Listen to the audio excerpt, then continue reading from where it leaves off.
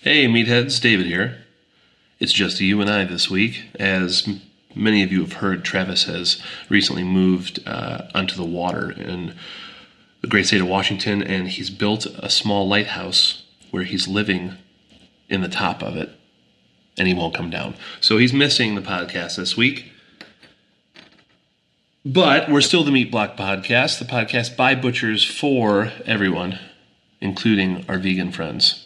And listen, I gotta tell you, a guilty pleasure of mine, vegan meat and vegan cheese. The strange textures and like how you have to microwave or put that cheese in the oven for 5 to 19 minutes just to get it to melt. And then it's so gummy and sticky and just coats all of your organs. I love it. I love that shit. And I will eat vegan meat, like vegan sausages on a plate with a meat sausage. And I just can't get enough of it. Good cutting enhances the quality of good meat. Poor cutting results in an inferior piece of meat, regardless of quality. Hey meatheads, David here. I hope all of our friends in the Northern Hemisphere are beginning to thaw out a bit as winter kicks like a hog that's been shot in the head with a captive bolt. We've gone super abruptly in the Shasta Valley here, from low teens at night to the mid-60s in just a couple of days. And there's all the usual signs. You know, I've started puttering around the garden a little bit. There's buds on the fruit trees. Forage is starting to grow. You know, the pasture's coming up, which is crazy for me because, you know, in Michigan we weren't getting pasture until I think May 9th was the first day that I put the sheep out on pasture. There's a bunch of bugs in my house everywhere. You know, they're all coming out right now. Ants and spiders and all my new friends. Very exciting. The good thing about bugs being everywhere, though, is that means it's take cattle heads home and leave them in your yard and forget about them for a while season. That's one of my very favorite things, much to the chagrin of people that I live with. Friends or girlfriends or, you know, what have you. But we all know it's a fun project. And while every time I bring a skull home, I think to myself, you know, this time I'm going to get the turkey burner with the giant stock pot. I'm really going to do these European mounts the right way.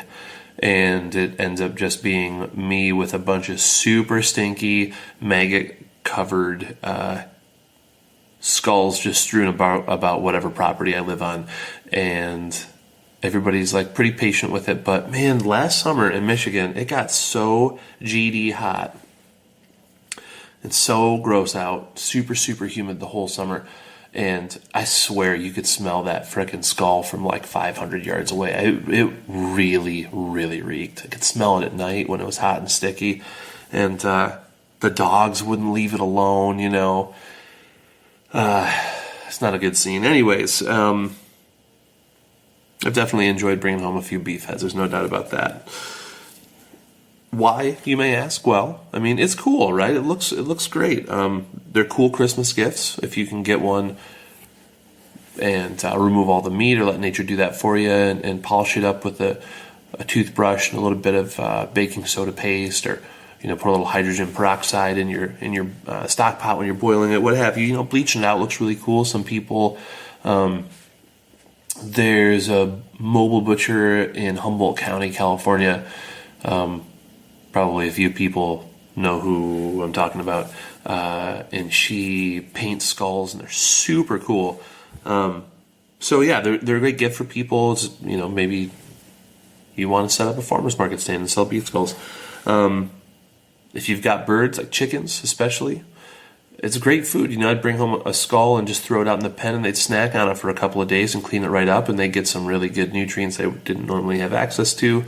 I mean, I'm always feeding chickens all kinds of remnants from the slaughterhouse. I mean, whole muscle meat's great if you've got it for any reason, but, you know, they'll pick at hooves and they'll tear apart. You know, especially like in the winter months, if you throw out suet or leaf lard or anything like that, any sort of fat's really great for egg production and keeping the eggs super nutrient dense. You know, a skull could look really cool strapped to the front of your truck or your Ford Fiesta, maybe, just to kind of add a little bit of attitude to it for those times that you're parking in the cart return. I've definitely done that. Let's see. Last but not least, target practice. I mean, if you could set up a few cow skulls at varying distances at a kind of a familiar angle on a fence post or what a T-post or what have you, it's a great way to get some target practice, and especially if you're going to be doing some farm killing and you're going to be knocking with a 22 or a 410 slug. You definitely want to be able to use these for target practice, and you probably have an unlimited supply if you work at the slaughterhouse.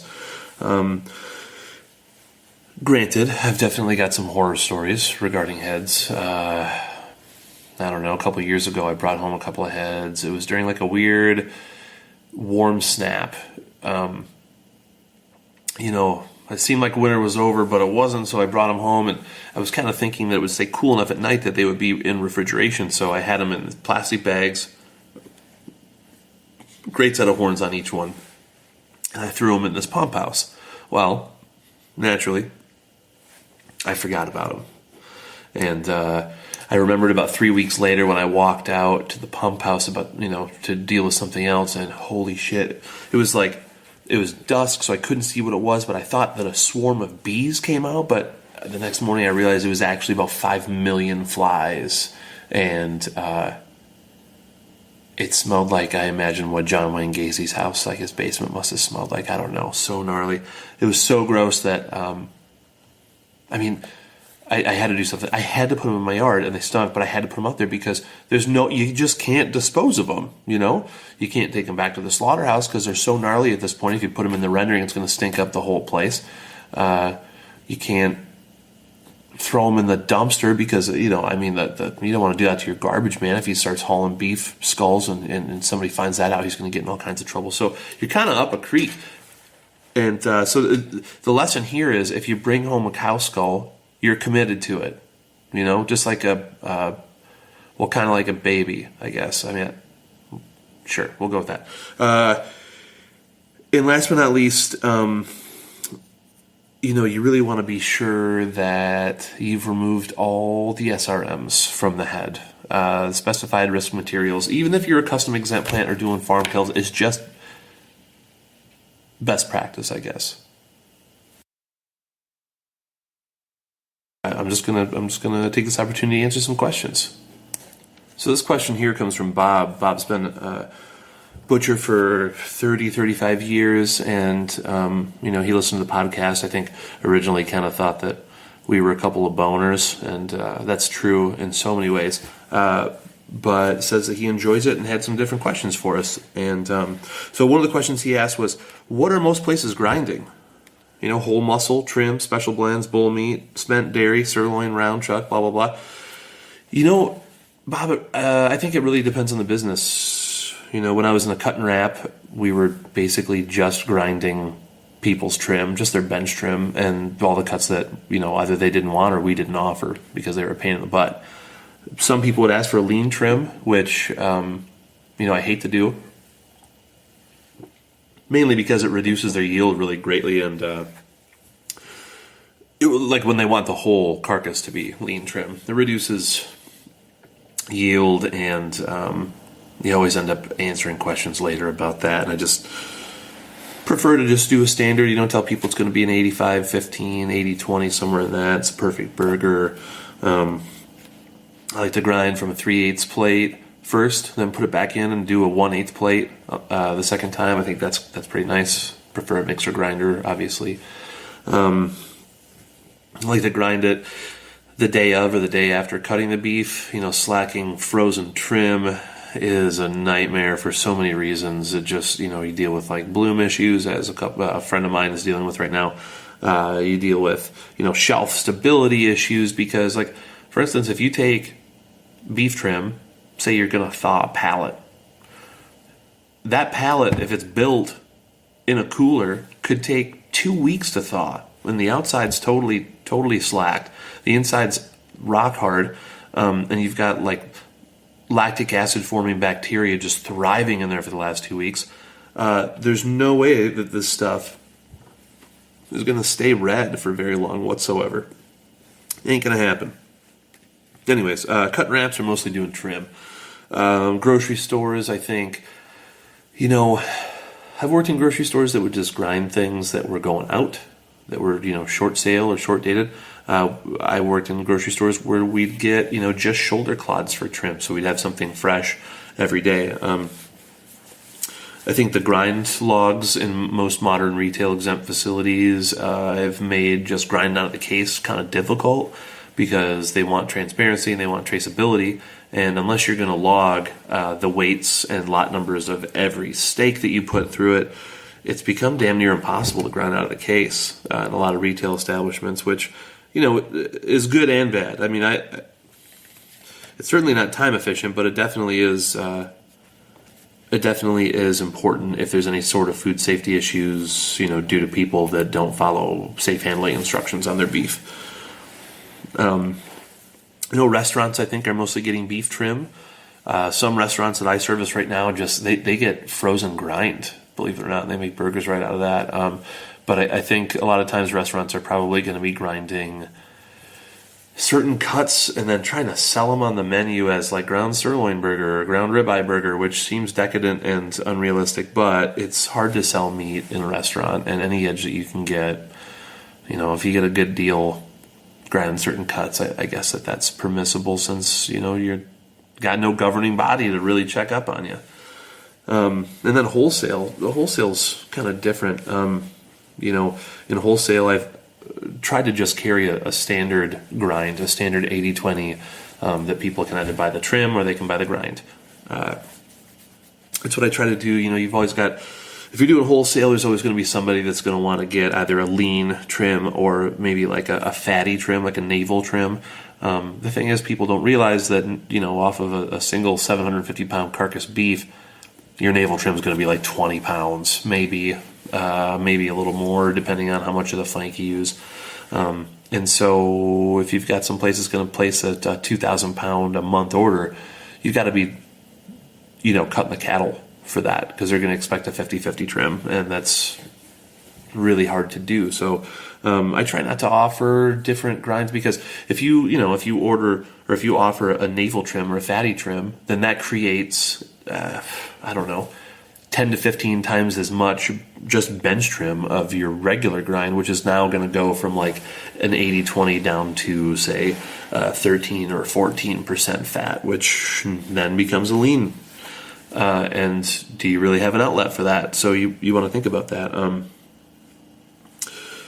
Speaking of grind logs, what should a grind log have in it? It depends. It depends on if you're in a retail setting. Since I've worked in retail, grind logs weren't a thing. Grind logs weren't a thing when I worked in retail. Now they're very popular and oftentimes required. My grinding for many years at this point has been under FSIS inspection, and usually I've got a grind log sheet that contains my CCP on it. So a lot of times I've found that a good and easy CCP for grind is temperature at final packaging. So this grind log is gonna have a date, a lot number, a species, a customer, a product, a temperature at final packaging, and then a place for you to initial it, date it, timestamp it, and then have a direct observation by somebody at least once a day.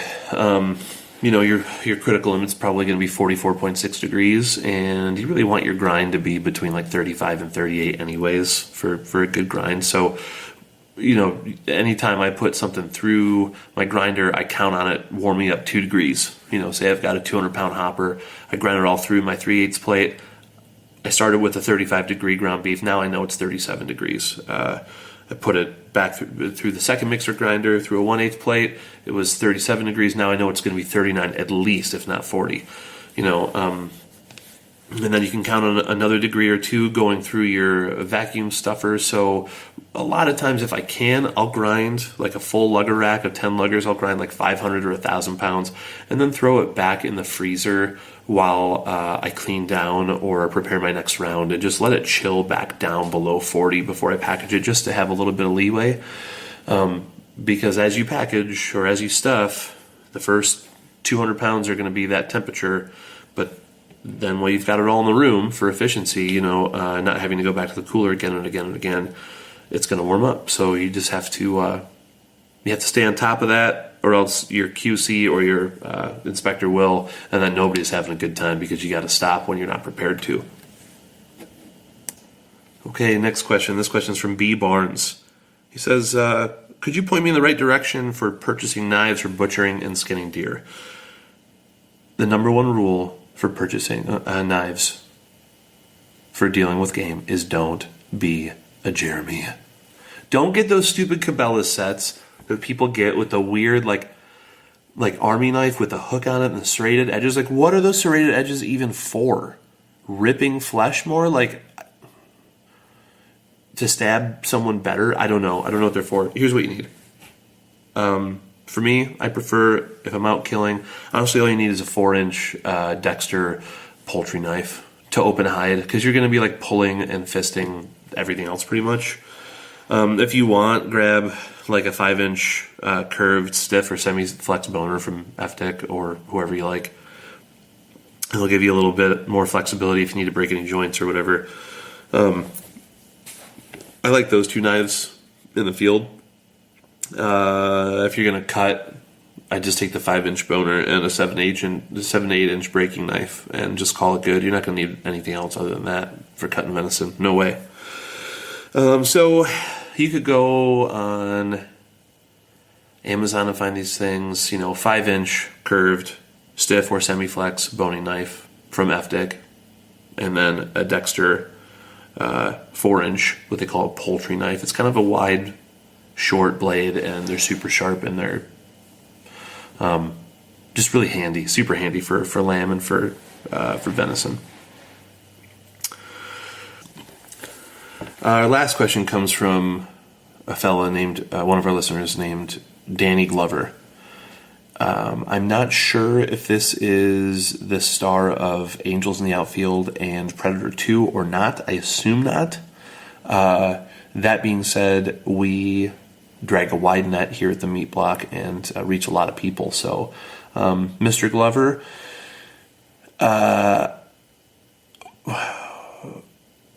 I'm a huge fan, by the way, of your whole catalog. But here's your question. Okay. Your episode on transparency in the meat industry got me all fired up the other day. I've been working in this business for just over 2 years, but have just started my first slaughter job. The company I work for operates a ranch and slaughterhouse and sells their meat in a butcher shop and a restaurant they also own. The owners talk to both consumers and staff a lot about humane handling and the ethical treatment of the animals in the slaughterhouse. To paint a picture, they tell customers that they play soothing music for the animals, and they have a counselor cow on the site that it's like in the pen area, so that the animals in the knock box can feel consoled, like they're not alone. And animals are bled before being hoisted because it's when the soul leaves the body, and it's a special time. The reality of this situation is much less warm and fuzzy, however. Of the crew of 7 that work this kill floor, none of us have more than 1.5 years of experience with slaughter. I'm the newest member of the staff and have been knocking animals with no more instruction than someone telling me, right there. There's been no instruction about handling live animals. The inspector is an experienced butcher, but is mostly interested in food safety and less so animal welfare. It all seems so wildly unprofessional, and there have been a few handling and knocking incidents that have frankly made me feel dirty for being part of it. I'm wondering if this sounds normal to you, and if not, would you suggest anything to improve the situation? Man, oh man. I have so many thoughts here. First of all, there's always going to be ingenuine people out there. I mean, I could think of at least 4 in the Seattle area that are total frauds. People that buy IBP and like garbage cash and carry meat and turn around and sell it as homegrown and farm killed and all this stuff. But it works and everyone's happy, right? I mean, there's always going to be people who do this, and they're always going to get caught. And even after they're caught, there's always going to be a line of oblivious people that want to give them money. Because these people aren't really in it for the wholesomeness. They're not in it for the community. They're in it for paying for the experience, the luxury, the posi vibes only that they get from making the right choice. It happens all the time. That's never going to change. But that's not really what you're asking about here. You're asking about being in a dangerous situation, quite frankly. When I started in slaughter, when I started in beef slaughter, I had very, very little experience. And the person that taught me was very patient with me and, mostly patient with me and was extremely thorough, though. And so, and that worked, his teaching style worked well for my learning style, and it worked very well. So I was thrown into some things, but I always had support,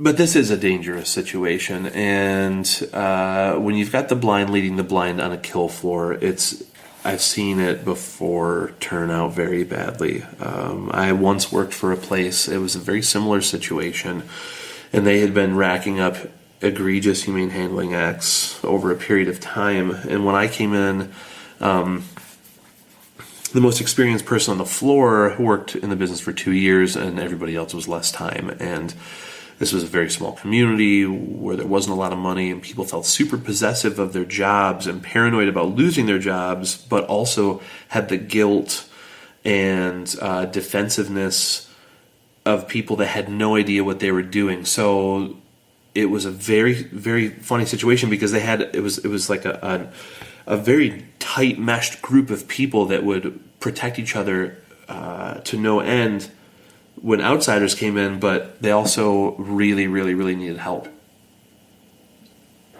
It was extremely difficult to build trust with these people, and it took a long time to teach them, but with a little bit of patience, hard work, and just like clear communication, we were able to get some training in, and over a period of time, we're able to get people more proficient at their jobs. But it wasn't something, you really have to put the time into training and using resources. It's not one of those things in a situation like that where you've got one or two old timers that have a bunch of experience that can bestow it upon the young people. So you've got one experienced guy at every station and they can train the new people. You've got a group of new people, and you don't really have a lot of options, because if you rack up a bunch of humane handlings, you're going to be out of work, bottom line, because FSIS, USDA always wants someone to answer for an egregious act, and generally they prefer it if that person goes away sometimes, if they don't see improvements happening. So here's my suggestion. My suggestion here is to get a job on the weekends working for a custom exempt slaughterhouse, a place that is not government regulated but is a state sanctioned, or maybe a farm kill operation or something that's unofficial and off the books. Tell these people your situation, because they'll probably take pity on you and they'll be happy to have the help. Tell them you work for cheap and go out and work with them and practice knocking. In that plant that I was talking about, I obtained a custom exempt license, which they had never had before, to teach open knocking on lambs. When you can load up between 2 and 4 lambs in a box so they're nice and tight, and then knock them one by one without a head restraint or anything, and then bleed them all and do them in batch groups so it's much faster. But without any sort of training, that's a difficult thing to explain to someone, and it's best to be able to train without pressure, especially if people have been messing up and already feel the watchful eye. Aside from going and working on the weekends, though, and getting that extra help from some old timers, if that's absolutely not an option, your best resource here is going to be the FSIS website. I highly, highly recommend it. Looking up a couple of things. Now, the first thing that I would suggest is just going to Google and Googling the phrase FSIS Compliance Guide, Systematic Humane Handling. So what a systematic approach to humane handling is it's basically, it takes all of the regulatory requirements in CFR 9 and organizes, the ones for slaughter, 313, organizes them into a system that has clearly defined steps that demonstrates that you have an attention to detail, and that it's something that you're going to be able to implement and follow regularly, and that you didn't just take a cookie cutter page out of somebody else's book. You actually made this system for your facility. So FSIS says, I quote, "Developing a systematic approach to humane handling and slaughter is the first step in ensuring that the establishment complies with the applicable humane handling and slaughter requirements." Furthermore, they go on to say, FSIS believes that the following 4 elements represent a systematic approach to humane handling of slaughter of livestock. So the establishment should, 1, assess the ability of their livestock handling and slaughter practices to minimize distress and injury to livestock. 2, design facilities and implement handling practices that minimize distress and injury to livestock. 3, periodically evaluate facilities and handling methods to ensure that they continue to minimize distress and injury to livestock. And 4, when necessary, modify facilities and handling methods to ensure that they continue to minimize distress and injury to livestock. So, they also have a bunch of questions to ask yourself. If you have what's known as a basic or non-robust systematic approach, you are able to do those things. But what you want is what they call a robust systematic approach. And if you have a robust system for humane handling in your plant, and I know that this is getting kind of esoteric, and I think in the future we could probably do a mock robust system, but that's an episode in itself. So we're just going to kind of go over it, and I'm going to point you in the right direction, and we can follow up with questions. But a robust systematic approach to humane handling and slaughter is the difference between getting an NR on a misknock and being shut down for an egregious act. And you add some things to your systematic approach that I just described. Written procedures.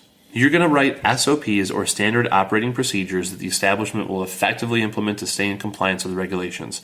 It describes the actions that the establishment will take when it fails to implement the program. So if you have a misknock on a beef, every once in a while it happens, if you follow your robust plan, this will save your business, because you are showing the USDA that you've thought about this and you have a plan and you're following it to the T. One time I knocked a beef. One time I was working at a different station. I saw a fella knock a beef. It was unconscious for sure. However, it wasn't going to be for very long. So he followed his robust plan, which included having several loaded stun guns for every animal. Knocked it a second time, still wasn't quite right, knocked it a third time, and put it out. Now, if that's how his plan was written, there's a knock, there's always a safety knock, and then if there's any reason, there should be a third knock. If that had not been followed, and this person had just frozen, or taken that first gun and unloaded and reloaded it, and then dropped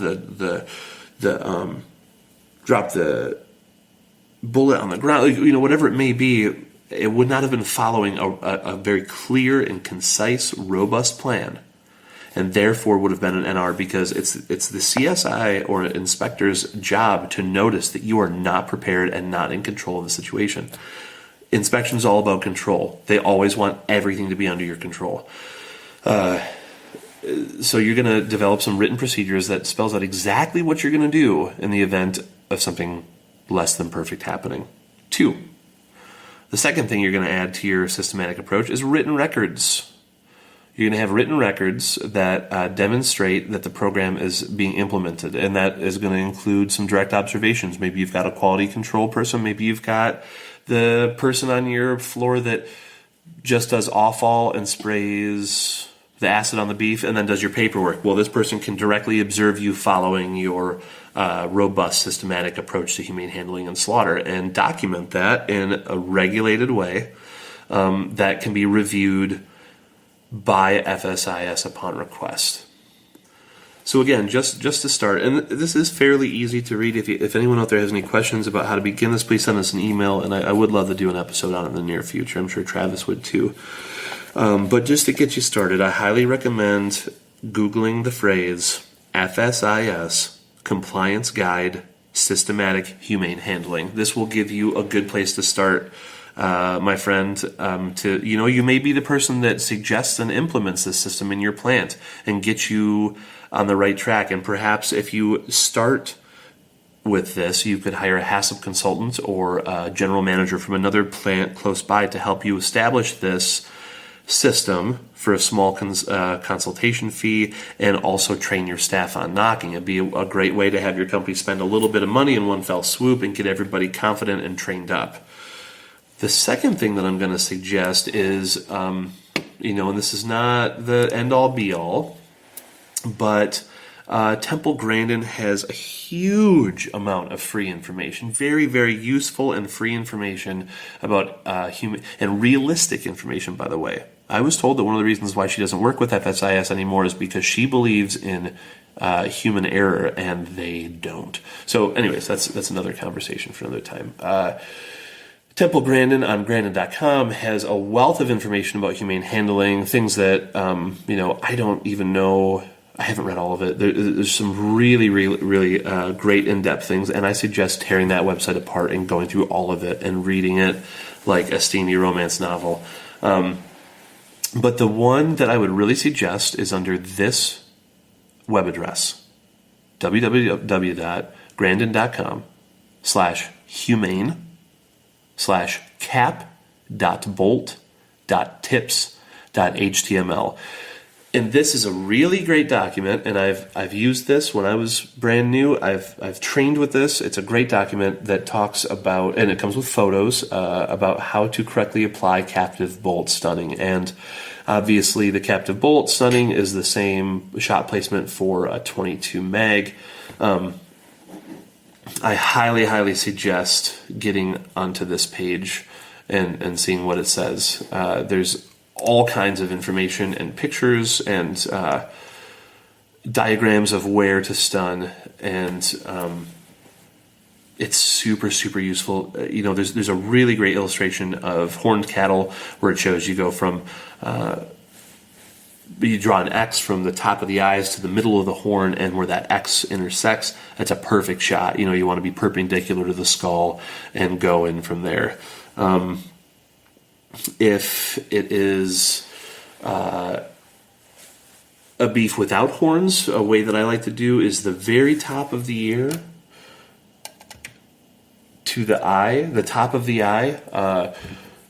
That's a pretty good shot placement. It's ever so slightly, it's on the low side of things, but it's still a great shot. Top of the ear to the top of the eye, make an X. That's a great shot. That's never failed for me. Another one, hogs are very, very difficult, and there's a great diagram on this website that shows the correct placement for a hog, and I can't recommend it enough. And they've got some really great information about how to maintain your captive bolt system, a really great, robust plan for how to keep it good. I've worked in a place where we tested every gun every day, in the morning and at lunch. They were cleaned by the maintenance staff every single day. They were brand spanking new every day. It was amazing. But I've also worked in places like when I was doing farm kills where I had to clean it every day. And I will tell you that there are days that you don't want to clean your captive bolt. You still clean it. Because if you get a miss shot or you get a soft shot, nobody's having a good time. You don't want to be in a barn with a crazy steer and you get a soft shot on it, because you're not going to get a second chance. So my suggestion is to look up these two things. Really get after that Temple Grandin website and the FSIS compliance guide for a systematic approach to humane handling and slaughter, as well as CFR. I mean, it's not super palatable, but if you want to get your hand on CFR 9, or if you have any questions, the USDA FSIS Small Plant Help Desk is very, very helpful. I cannot believe how helpful these people are when you call them up with any questions. I've had them help me with supporting documentation, with validation studies. Very, very helpful people, and I can't recommend it enough. So I hope that that's a good start. Good luck to you and your plant. I really think that if you take those two pieces of advice, they'll at least get you on the right track. In the meantime, really, really get that diagram for Temple Grandin, and if you can do any practicing off inspection hours in like a custom exempt setup, I highly, highly recommend it. So anyways, thanks for listening, everybody. Happy spring. Happy end of winter if you live in Michigan and Minnesota or Canada or, anywhere else super north. And until next time, keep your knives sharp and live the margin.